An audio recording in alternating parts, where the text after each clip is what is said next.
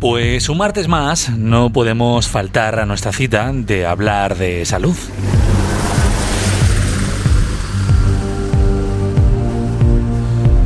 El espacio de hoy va a estar dedicado al ámbito de la psicología, que se dedica de la atención a niños y adolescentes. Los datos actualizados estiman que en torno al 50% de los trastornos mentales se inician antes de haber cumplido los 14 años de edad, siendo el 70% los que lo hacen antes de los 18. 2 de cada 10 niños y adolescentes en la actualidad presentan problemas de salud emocional o de comportamiento.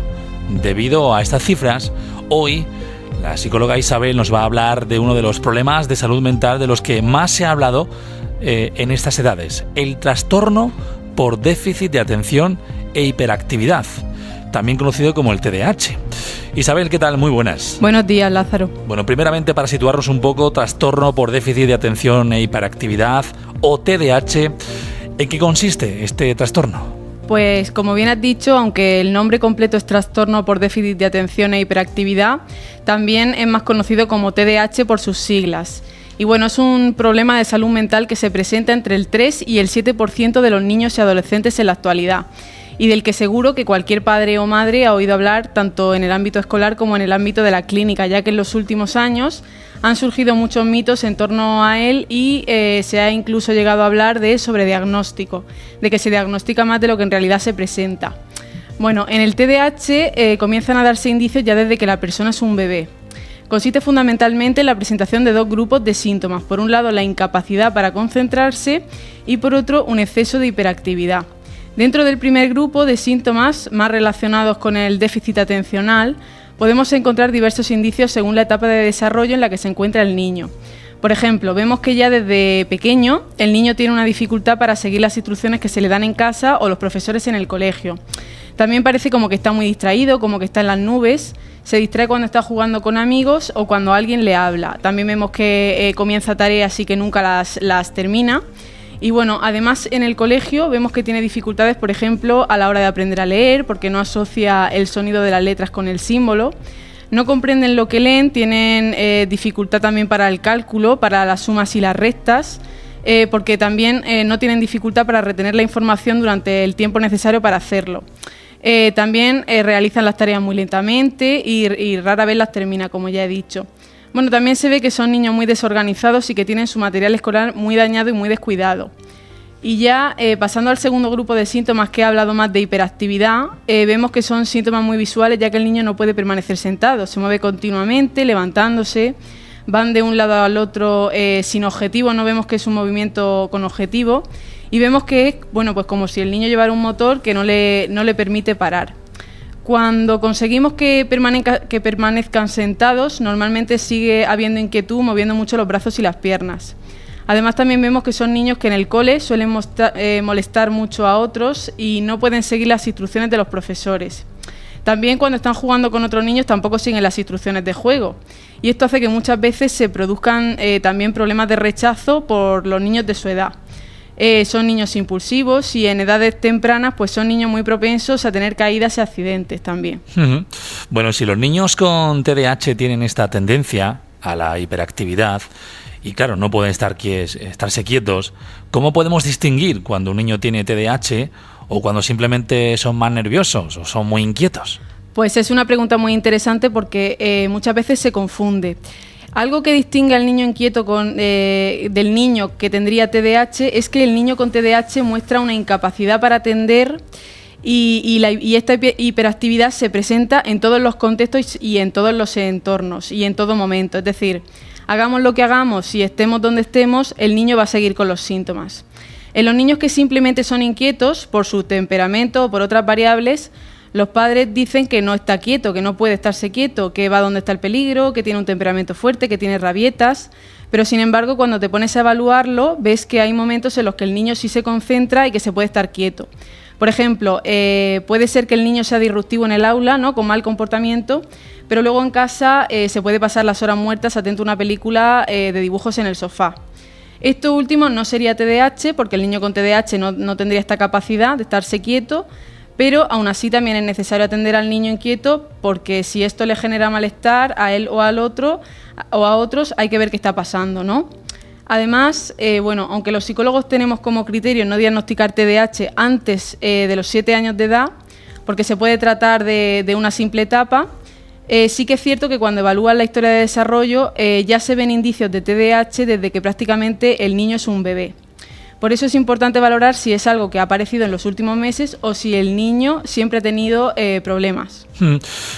¿Y qué ocurre, Isabel, con el trastorno por déficit de atención e hiperactividad, el TDAH, cuando el niño crece? ¿Sigue habiendo adultos con hiperactividad o el TDAH desaparece?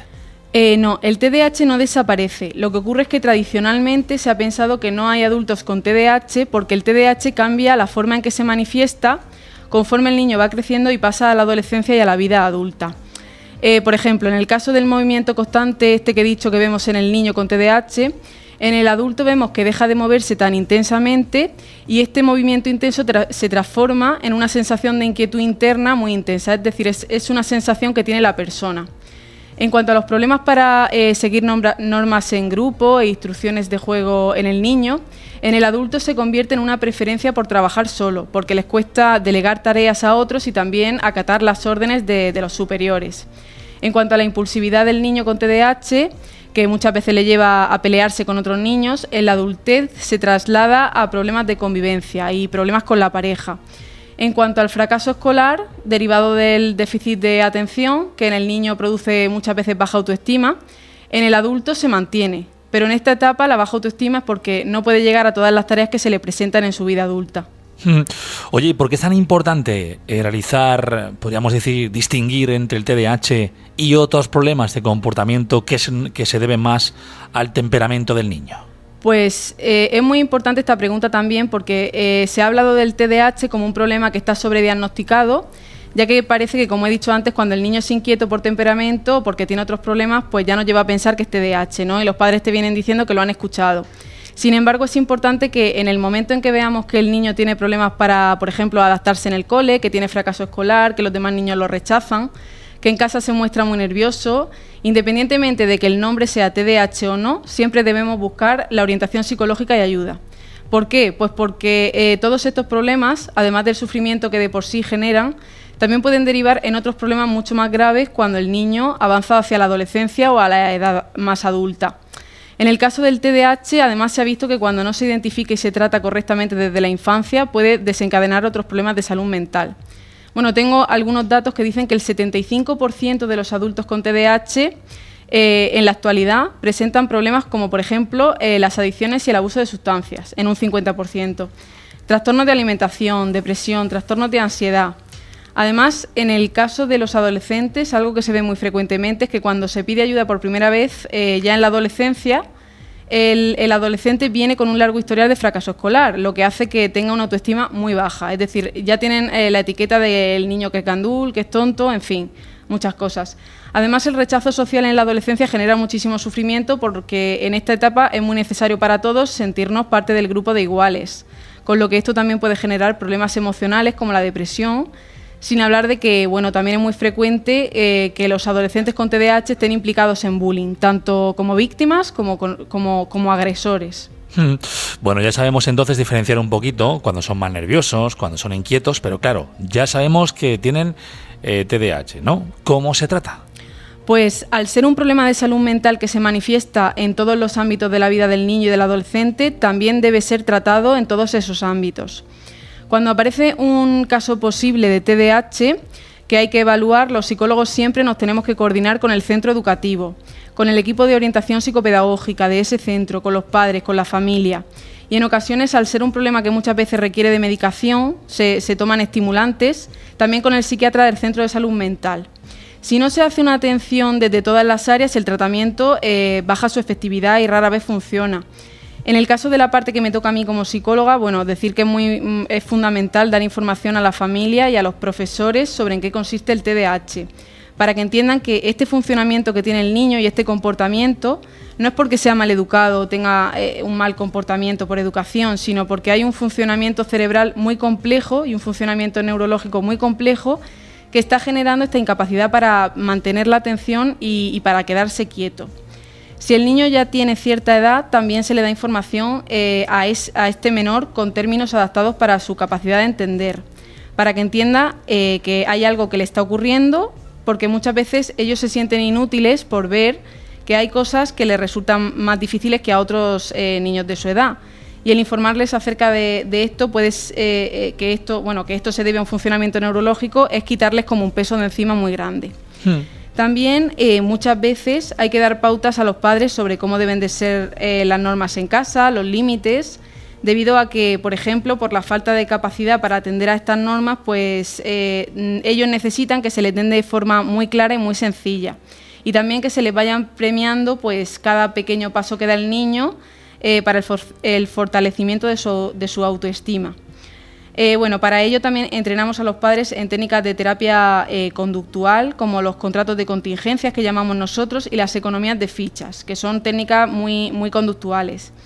En el caso del niño y el adolescente, las técnicas que se utilizan pues suelen ser muy necesarias los entrenamientos en técnicas de relajación, las habilidades sociales, habilidades de comunicación, sobre todo con los iguales y con los superiores como los profesores. Y bueno, todo esto es un trabajo que no hay que tener en cuenta que no se va a hacer de la noche al día, sino que es un trabajo en el que se van alcanzando objetivos muy progresivamente. Tengo la sensación de que, claro, el daño que se le puede hacer a las criaturas cuando le digas, por ejemplo, en su entorno, que puedan escuchar en el propio colegio, en la calle, por amistades, por familia, es que está mal educado, el niño es que es así, se le tiene que hacer mucho daño. Sí, y más que mal educado, lo que se ve, por ejemplo, es que en los casos de fracaso escolar por déficit de atención se genera una frustración muy grande porque el adolescente intenta estudiar, pero al no poder alcanzar la atención necesaria para retener los conocimientos, se genera frustración porque ve que otros de su edad pueden atender y pueden sacar sus estudios y ellos no. Y además muchas veces llevan la etiqueta de que es que te da todo igual, que es que eres un gandul. Y esto genera unos problemas emocionales que muchas veces son más graves que el propio TDAH. Qué fuerte. Bueno, pues hoy hablando de trastorno por déficit de atención e hiperactividad, el TDAH como se conoce, aunque realmente tenemos que decir TDAH, ¿no? Sí, porque es las siglas de trastorno por déficit de atención, sería la A, e hiperactividad, la H. Bueno, pues buena puntualización hoy hablando de un tema también bastante serio e importante y por supuesto gracias a ti, Isabel, que como siempre, psicóloga, cada martes ponemos aquí en Más FM un tema importante para conocerlo mucho más cerca y saber cómo poder gestionar, ¿no?, problemas tan importantes como el que hoy ponemos sobre la mesa. Sobre el tema de este y de otros, muchos se podrán preguntar, yo quiero saber más, quiero acercarme y conocer mucho más. ¿Cómo podemos localizarte, Isabel? Pues en consulta de psicología en Policlínica CEGIN, frente a Plaza del Alpargatero, podéis encontrarme allí físicamente y también escribirme a través de la página de Facebook de Isabel Psicología que tenemos disponible para que quien quiera tener más información de este o cualquier tema pueda preguntar. Pues Isabel Fernández, muchas gracias como siempre y el martes que viene pues otro tema más. Buenos días, hasta el martes.